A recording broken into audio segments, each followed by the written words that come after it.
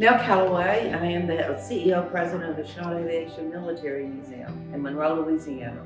You know, so much of the stories that are told about him are about the AVG Flying Tigers, their accomplishments, his military genius, and there's no doubt he was a military genius. The aerial war tactics that he developed, they still use today in our modern day Air Force. They said you can't reinvent what he invented. They just adapted to modern day airplanes. So that is really quite the accomplishment. But I think for today's time, the thing that has stuck with me the most is how he went to China, very primitive country, in 1937, and he really wasn't going to stay very long. He left my grandmother and 8 children back in the United States to go do a survey of the Chinese Air Force. And I think when he got there in June of 1937, and the war started about 6 weeks later, by then he already realized what the Japanese were doing to Chinese people, the atrocities that they were doing. I have come to find out that between 1931 and 1945, the Japanese killed between 20 and 55 million Chinese people. Most people, even China and the United States, don't really totally understand the enormity of 20 to 55 million people.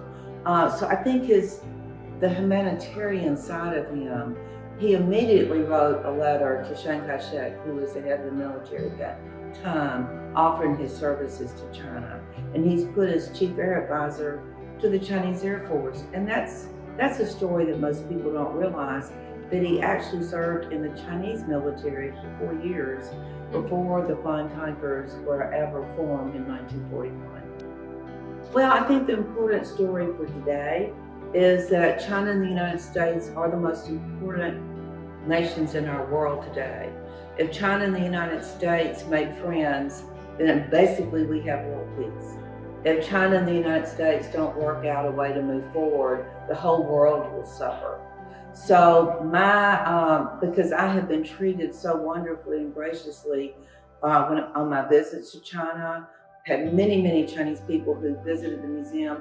There's so many beautiful things about the Chinese culture that I really try to let American people understand, to have a better understanding that we're all united in some way.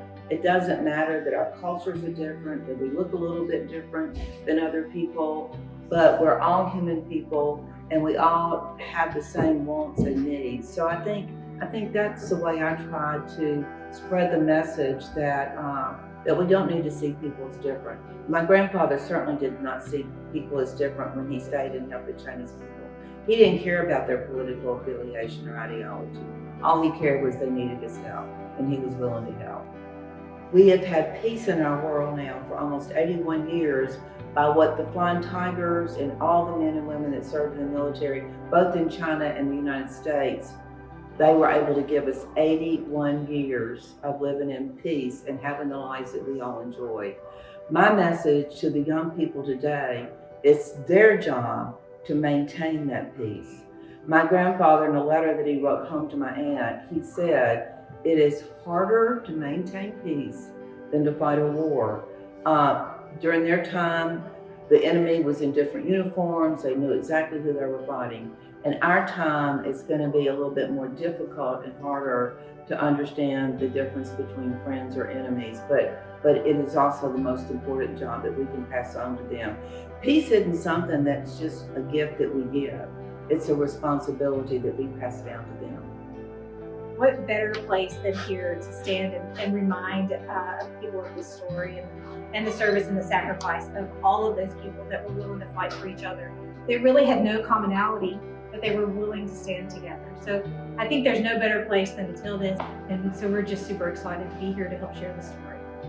I hope that people realize that not just in the China-America conflict that General Chennault was involved in, but in every conflict since then and before then, there were people willing to stand up and give their life and so much more for you, for all of the people that are here in the United States, to have a great life. And they were willing to do that without knowing who they were, without understanding, what those lives meant to them, but they were willing to service and sacrifice for you.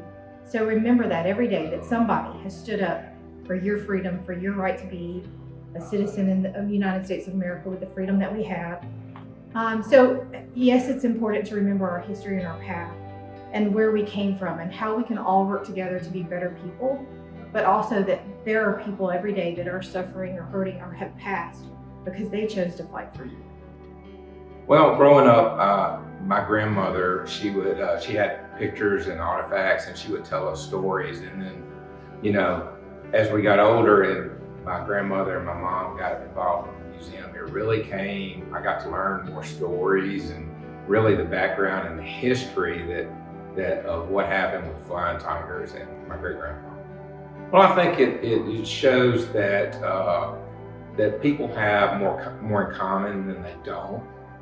Well, again, I think the younger generations, it's important for them to learn history. I think, educationally, we get away from learning our history and some of the things that how we got to be where we are today. I think that, when you learn history, you learn that people can get along and people who are different, that you can see past that and have common interests and things like that. And also that you learn that, when circumstances dictate, you can be together. And that needs to be the message, certainly in today's world where we seem to be at odds with each other more than we are together.